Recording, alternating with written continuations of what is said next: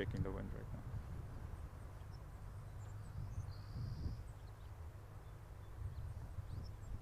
So we created something called Model Zero Ultralight. The advantages is you can legally fly and test here in the United States and also sell outside the United States here. That being said, that's a kind of a next step because we're trying to get it lighter and at the same time stronger. So by experimenting with the structure, the way we do the carbon fiber, and several other technologies, we have to go in two directions. We have to make it lighter because every pound matters, and at the same time we have to make it stronger for structural integrity, for safety and everything. So every day we're increasing safety, and every day we're trying to make it lighter.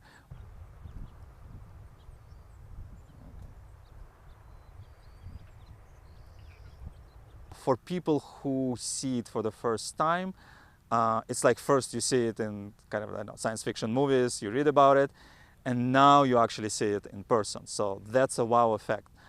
For us, because again, we've been doing it for 10 years, flying for free, but like the company exists for 10 years, it's a very gradual and slow process. It's not like it wasn't flying and one day it's flying. No, we started with a small model, then we added functionality, this functionality, then we did the redesign. It's a very incremental process. This is why when people ask, is it a prototype, is it a concept? It's what I call a pre-production model. And the reason I'm calling it pre-production model is because one model morphs into another.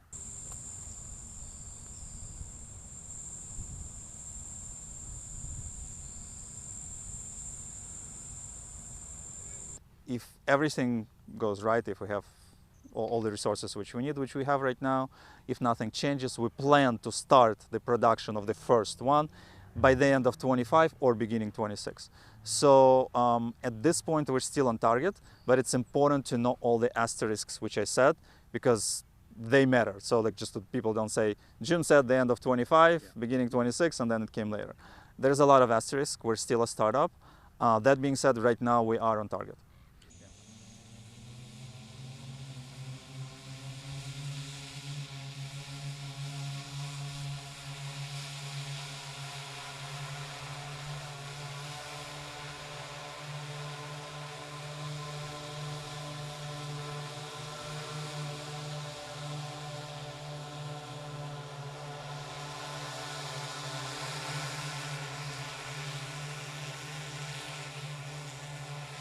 There are over 200 companies right now working to get off the ground with flying cars. They won't all make it.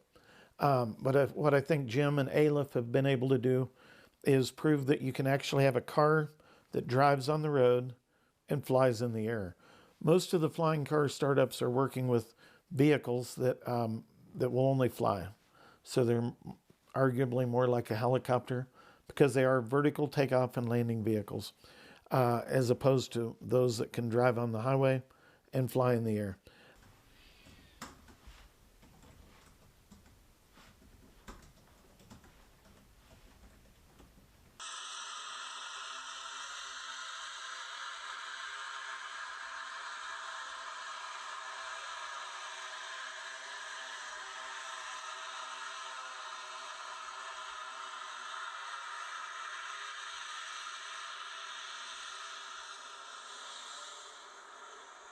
I do view it as a breakthrough. I think it's breakthrough technology. I think Alef and Jim Dukhovny are helping make the dream come true that many of us have had since the Jetsons were on ABC television back in the early 1960s. So we all want to be able to fly over the traffic instead of in the traffic. We want to be able to get to our destinations quicker.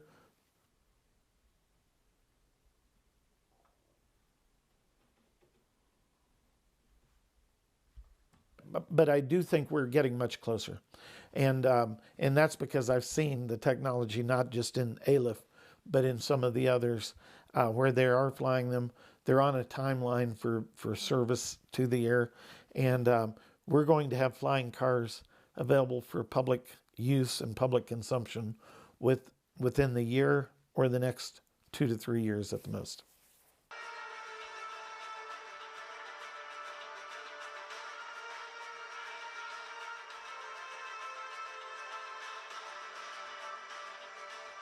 When I was looking at it, I thought first, this thing looks like a sinister version of the Batmobile and much less sexy.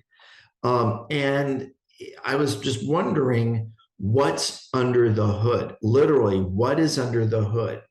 And when they're keeping people several hundred feet away and not letting journalists get close to this and not showing you the interior and not letting you actually see the pilot enter or exit the vehicle or the driver, whatever you would, however you would classify it, again, it raises a lot of questions. So I'm wondering, how real is this?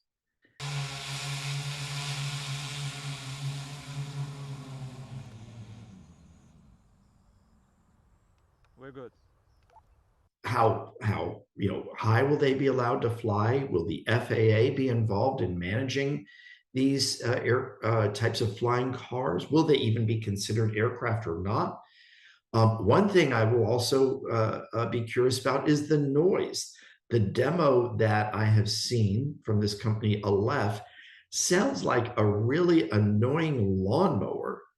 And if you can imagine dozens, let alone hundreds or thousands of these flying, there will be no peace on earth ever.